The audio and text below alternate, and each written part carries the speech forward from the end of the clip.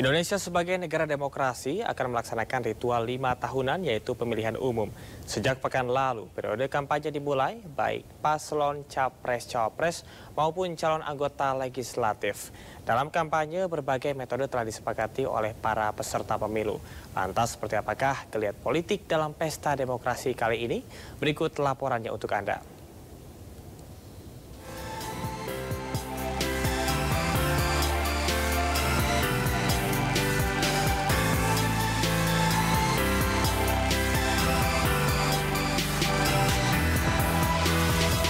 Halo pemirsa, tahapan pemilu 2024 kini telah memasuki masa kampanye yang akan berlangsung selama 75 hari ke depan sejak 28 November kemarin hingga 10 Februari 2024 mendatang.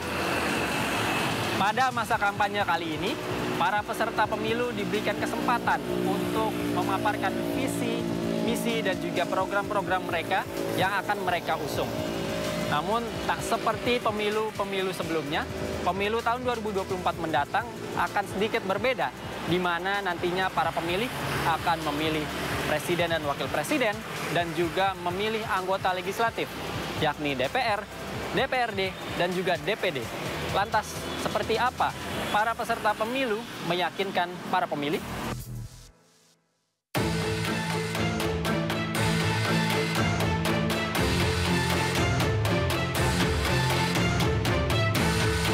Dalam Undang-Undang Nomor 17 Tahun 2017, terdapat 8 metode yang dapat dilakukan oleh para peserta pemilu.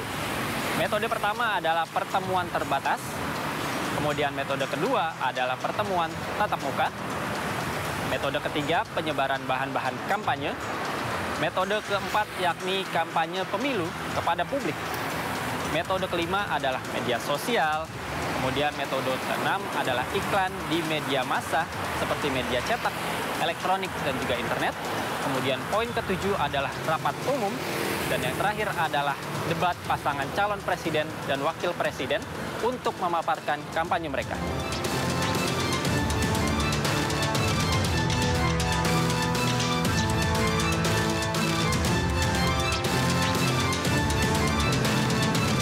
Di sisi lain, terdapat sejumlah hal yang tak diperbolehkan saat melakukan kampanye. Hal itu tercantum dalam Undang-Undang Pemilu Pasal 280 yang mengatur sejumlah larangan yang tak diperbolehkan saat melakukan kampanye.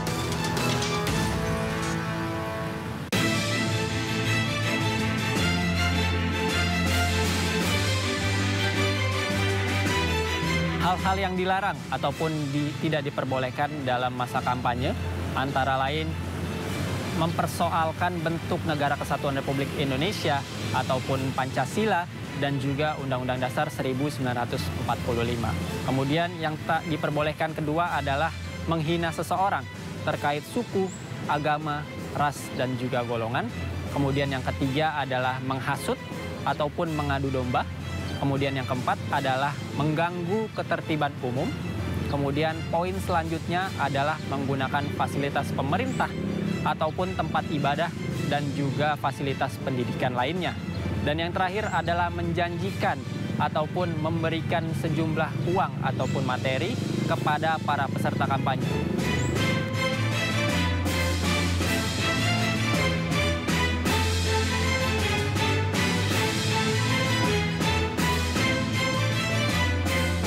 Namun selain ketentuan kampanye yang telah tercantum dalam Undang-Undang Pemilu, berbagai konflik dan juga tindak kecurangan bisa saja terjadi selama masa kampanye.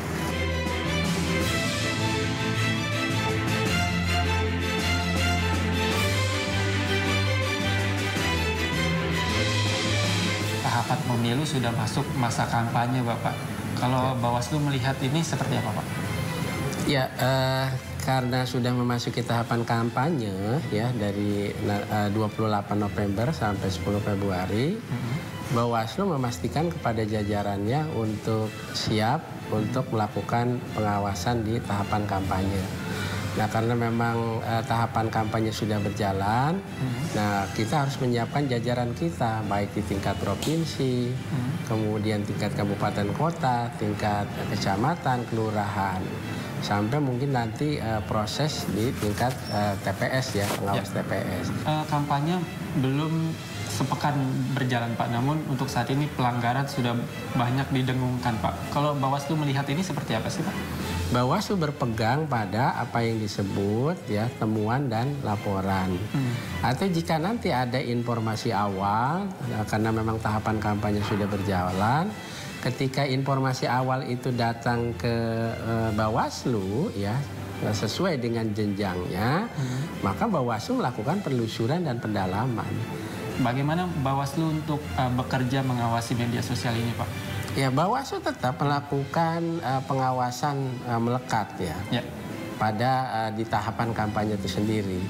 Nah, kita kepada jajaran kita ya mengingatkan agar peserta pemilu memastikan apakah peserta pemilu sudah mendaftarkan diri akun resmi media sosial kepada KPU gitu.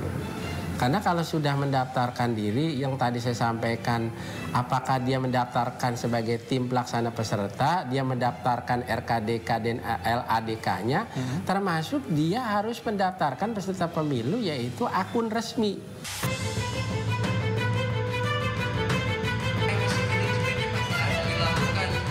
Apa yang harus ditampilkan oleh para paslon nih Mas?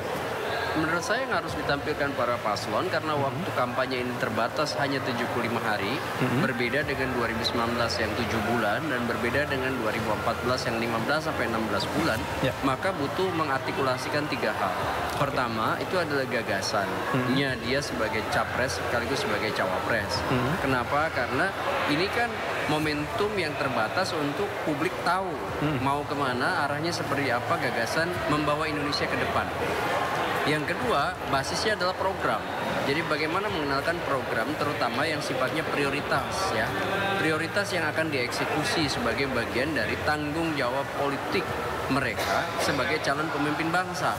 Nah, kemudian yang ketiga, tentu karena ini terhubung ya dengan ragam situasi yang kerap kali butuh problem solving, maka tentu solusi-solusi kebangsaan, solusi-solusi kenegaraan yang ditawarkan ya oleh para calon presiden dan calon wakil presiden itu seperti apa?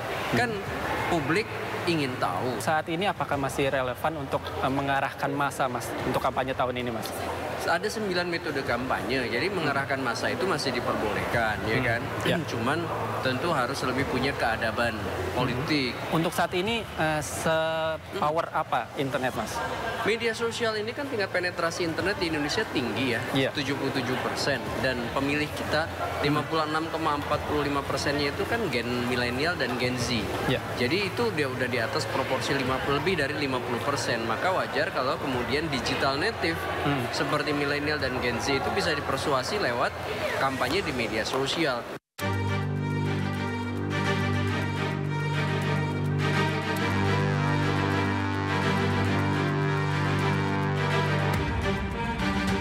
Kampanye yang udah berjalan masih terbilang cukup ini sih, masih netral gitu kan. Belum ada perkumpulan massa yang begitu rame di daerah-daerah, paling cuma di beberapa tempat aja sih.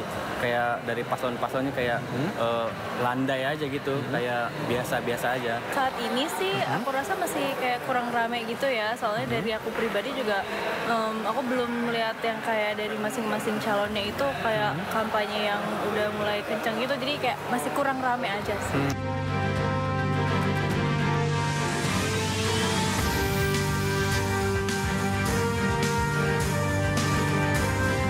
Untuk menghindari penyesatan informasi selama masa kampanye, masyarakat bisa melakukan berbagai cara berikut ini. Yang pertama adalah cermati reputasi media yang menyajikan informasi mengenai pemilu. Kemudian yang kedua, cermati pula sumber informasi dan juga kredibilitas dari media tersebut.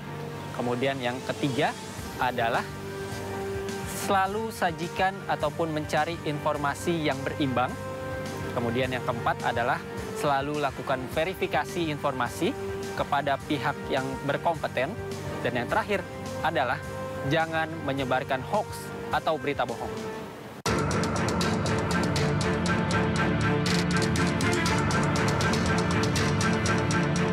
Dalam deklarasi pemilu damai 2024, para peserta pemilu telah berjanji untuk melaksanakan sejumlah hal. Di antaranya yakni dengan melakukan kampanye yang jujur dan adil, berintegritas, tanpa menggunakan hoaks ataupun sara, dan juga tanpa menggunakan politik uang. Mereka juga telah berikrar, telah berjanji untuk selalu mematuhi peraturan dan juga perundangan yang ada. Tentu kita berharap deklarasi tersebut bukan hanya sebuah pernyataan, namun dapat menjadi komitmen bersama. Dari sana, kita juga berharap pemilu 2024 dapat menghasilkan pemimpin dan juga wakil rakyat yang berkualitas dan berintegritas. Saya Muhammad Zulhilmi, serta juru kamera Sutrisno. Sampai jumpa di Vloganza berikutnya.